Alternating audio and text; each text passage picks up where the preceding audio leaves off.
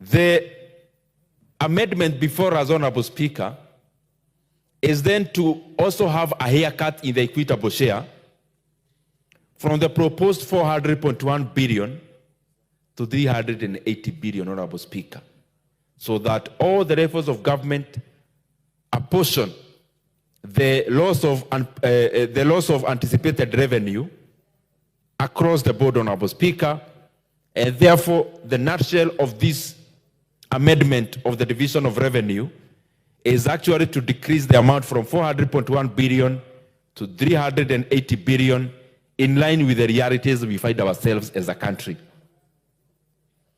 Honorable Speaker, from the two levels of government, which is national government and the county governments, even within the national government, everyone has had to take a haircut. And some have actually had their heads chopped, Honorable Speaker, because of the drastic cuts that we had to then effect.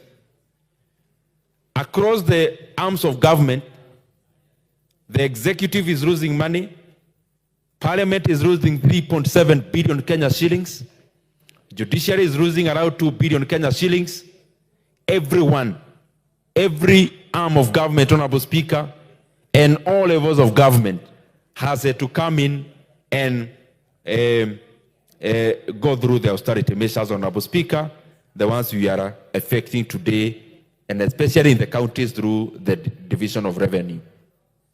Honorable Speaker, I also want to brief this House that the Constitution permits a floor of 15% when it comes to dividing the revenues through the equitable share. Honorable Speaker, constitutionally, we are already past that amount in the current proposal, because at 380 billion shillings, we are already at 24.4%, and therefore it is way beyond the constitutional requirement. Honorable Speaker, something else you have had to do, something else that you have not done in this House before. And our proposal as the Budget Committee is this. In anticipation in future what you've been seeing, Honorable Speaker, if you look at the current supplementary appropriations bill, which is basically the main budget, we have to budget for 68 billion shillings of carryovers.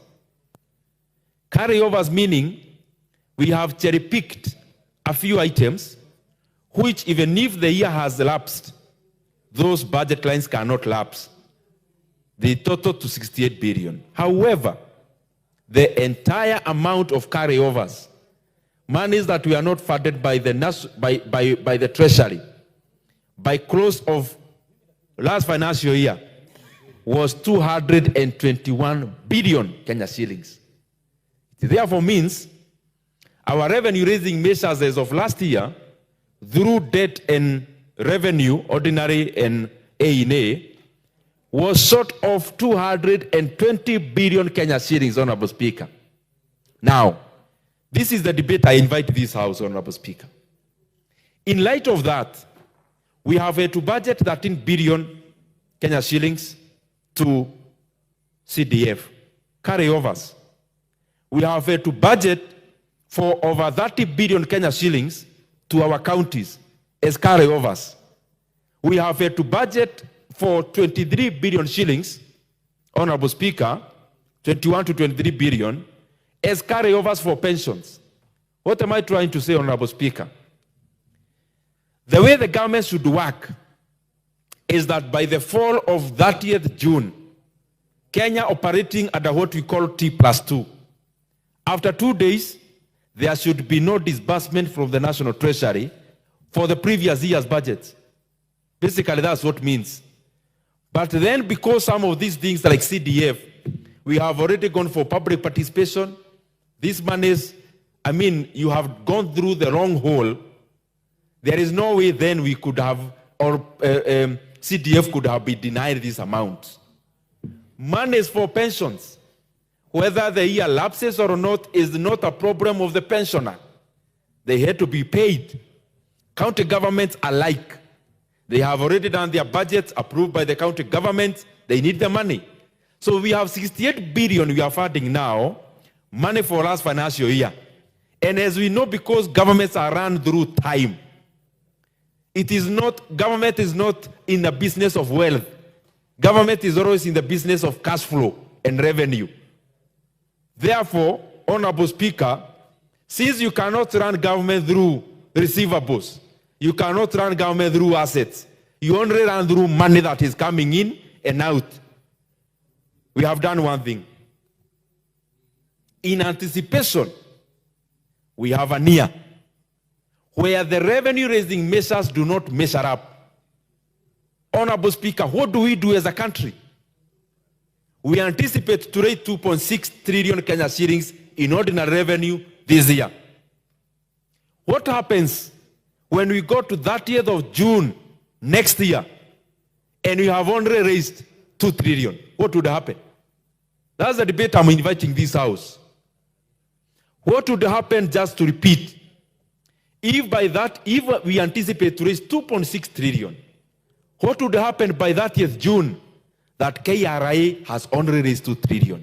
What would happen? When there is a shortfall in revenue raising, the two levels of government must carry that burden proportionately. Because then what happens? Even county governments themselves, Honorable Speaker, they also usually project their revenue. But many times, they have a shortfall. Then, is it a new thing? No. In government of Kenya, ever since for the last many years, we have had shortfall in revenue. In this year, I'm repeating, we have a shortfall of 200 billion. The national government is carrying this burden alone. And national government, I mean executive, judiciary, and parliament. Honorable Speaker, we just have to bite the bullet. And I'm anticipating a period where we have a drastic fall in anticipated revenue. Then we make the national government carry the burden.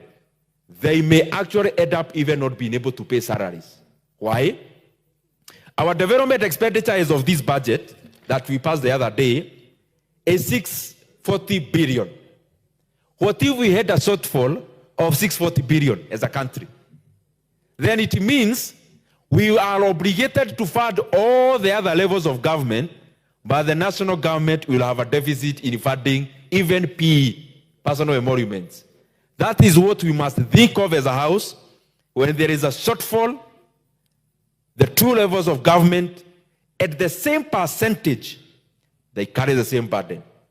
But when there is a surplus, if there is a surplus, that could also be incorporated, that also they be considered, though we have not had a surplus in many years, Honorable Speaker.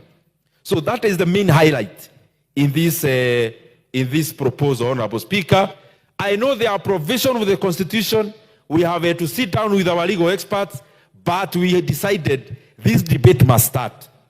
Because if it doesn't start, Honorable Speaker, then we are living a lie as a country. With those many remarks, Honorable Speaker, I also want to buttress the point that we have also allocated over 40 billion Kenya shillings in conditional grants to our counties. We have done everything in support of devolution. As the budget committee, we have, beyond these resources, as I've said before, we have also appropriated 44 billion in conditional grants. Honorable Speaker, we have also appropriated 8 billion shillings, managed for equalization fund, which is majorly supported and managed by our governors. They are doing a fantastic job. This does not want to show that there is anything against anyone. It is basically where we are as a country. That Parliament, for the first time, I saw something I have never seen. Members of Parliament rising and saying, cut our CDF, which we cut by 10 billion shillings, Honorable Speaker. Members of Parliament standing and saying, for the sake of our country, cut our travel budget, cut any other non-core expenditure, which we ended up cutting 3.7 billion shillings. We are just requesting the same now percolates across all levels of government so that we live within our means as Kenyans very unequivocally and directly and eloquently suggested that we must do. With those many remarks, Honorable Speaker,